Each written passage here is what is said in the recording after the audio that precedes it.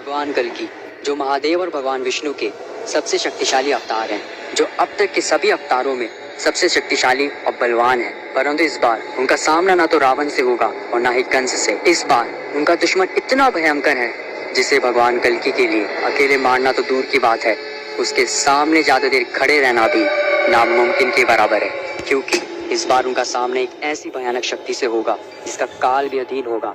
काम, लोभ, अहंकार, क्रोध, हर चीज पे उसका अधिकार होगा। वो इतना शक्तिशाली होगा कि उसे ना छल से मारा जा सकेगा, ना ही कपट से। उस भयानक खौफ को ही संसार कलि पुरुष के नाम से जानता है। आखिर कैसे अब तक के सबसे भयानक असुर कलि पुरुष का जन्म हुआ? क्या कलि पुरुष हम इंसानों के बीच में मौजूद है? और आखिर कैसा दिखता है वो खौफनाक साया? और आखिर उसका अंत कैसे होगा? कलि पुरुष, जिसे कलयुग का सबसे बड़ा राक्षस कहा जाता है, जिसको मारने के लिए स्वयं भगवान विष्णु अपने 10वें अवतार के रूप में जन्म लेंगे, और वो अवतार कहलाएगा कल्कि अवतार। लेकिन अब ये जानना भी जरूरी है कि आखिर कलयुग के सबसे बड़े खौफ और सबसे बड़े असुर का जन्म कैसे हुआ। इस रहस्य को जानने के लिए हमें सृष्टि की रचना के समय जाना होगा, यानी सतयुग में। एक बार महर्षि दुर्वासा इंद्रदेव को बधाई देने स्वर्गलोक गए हुए थे। इंद्रदेव ने एक बहुत बड़े असुर का वध किया था, जिसकी खुशी में महर्षि दुर्वासा ने इंद्रदेव को एक पारिजात फूलों की माला भेंट की थी। परंतु जीत की खुशी में इंद्रदेव का अहंकार भी बढ़ जाता है, और अहंकार में आके इंद्रदेव ने वो माला अपने हाथी ऐरावत को पहना दी, और ऐरावत ने उस माला को अपनी सूंड में लपेट कर फेंक दिया। अपने उपहार का इस अपमान देख महर्षि दुर्वासा का क्रोध अपनी सारी चरम सीमाएं पार कर चुका था। जिसके बाद महर्षि दुर्वासा ने इंद्र सहित पूरे स्वर्ग को श्राप दे डाला कि अरे वो इंद्र, तुझे श्री का बड़ा अहंकार है ना, तो जा, आज मैं तुझे और सभी देवी देवताओं को श्राप देता हूँ कि तू और सभी देवी देवता श्रीहीन हो जाएंगे। जिसके बाद सभी देवी देवता भगवान विष्णु के पास पहुँचे। तब भगवान विष्णु ने उन्हें समुद्र मंथन के लिए बोला कि सभी देवी देवताओं को पुनः बलवान होने के लिए क्षीर सागर के अमृत की आवश्यकता पड़ेगी। परंतु देवता भी कमजोर थे, इसीलिए इंद्रदेव ने असुरों के राजा बलि से समुद्र मंथन के लिए मदद मांगी। पहले तो राजा बलि ने इंद्रदेव को मदद करने से मना कर दिया, क्योंकि वह जानते थे कि देवता उनके साथ छल जरूर करेंगे। परंतु शुक्राचार्य जी के कहने पर राजा बलि समुद्र मंथन के लिए तैयार हो गए। लेकिन शुक्राचार्य जी ने देवताओं के बीच एक शर्त रखी, समुद्र मंथन से निकली हर चीज देवताओं और असुरों में बराबर बटेगी। तब मंदराचल पर्वत को गरुड़देव ने अपनी चोंच पे उठाकर क्षीर सागर के अंदर रखा, और सरप्रज वासुकी ने पर्वत पर लिपट कर रस्सी के रूप में मदद की। असुर नागराज वासुकी के मुख की ओर थे और देवता पूंछ की ओर।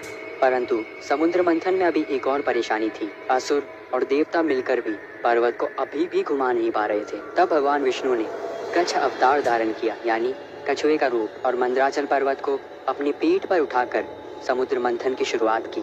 और समुद्र मंथन की शुरुआत में ही देवताओं और असुरों ने काल के दर्शन कर लिए। समुद्र मंथन से सबसे पहले हलाहल विष निकला। हलाहल विष इतना ज्यादा भयंकर था कि उसके वेग और उसके तेज से देवता और असुर मूर्छित होने लगे। शर्त के मुताबिक ये विष देवताओं और असुरों के अंदर आधा आधा बंटना था।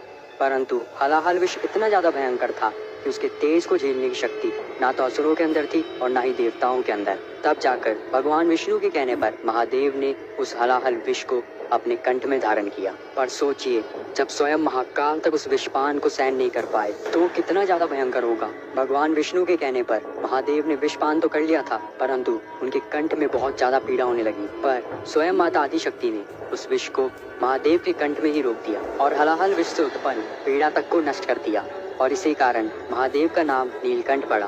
पर जब ये सब हो रहा था, विष की एक बूंद राक्षस कली के मुख में जा गिरी, और उस वजह से राक्षस कली का शरीर खत्म हो गया। आगे जब मंथन हुआ, उसमें से सबसे पहले कामधेनु गाय निकली, जिसे ऋषियों ने रखा, और उच्चैश्रव अश्व की उत्पत्ति हुई, जिसे राजा बलि ने ग्रहण किया। ऐरावत हाथी को देवताओं के राजा इंद्र ने ग्रहण किया।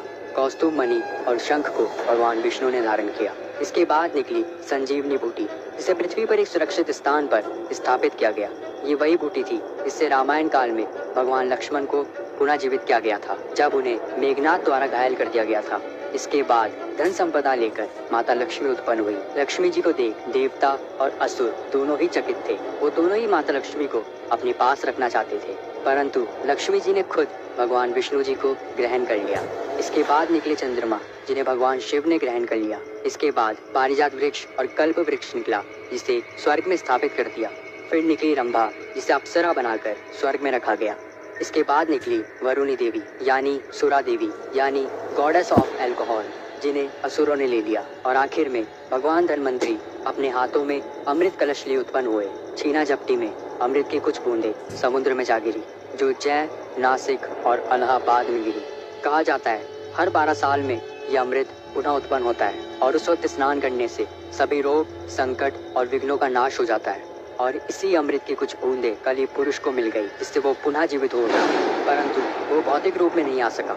अमृत के बंटवारे के लिए भगवान विष्णु ने मोहिनी रूप धारण किया और सारा अमृत देवताओं को पिला दिया। परंतु राहु नाम का एक ऐसा राक्षस था जिसने देवताओं का रूप धारण कर अमृत पी लिया।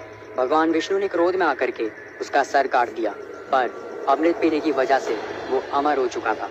पर राहु और केतु अभी भी पिंड रूप में यानी ग्रह के रूप में मौजूद हैं।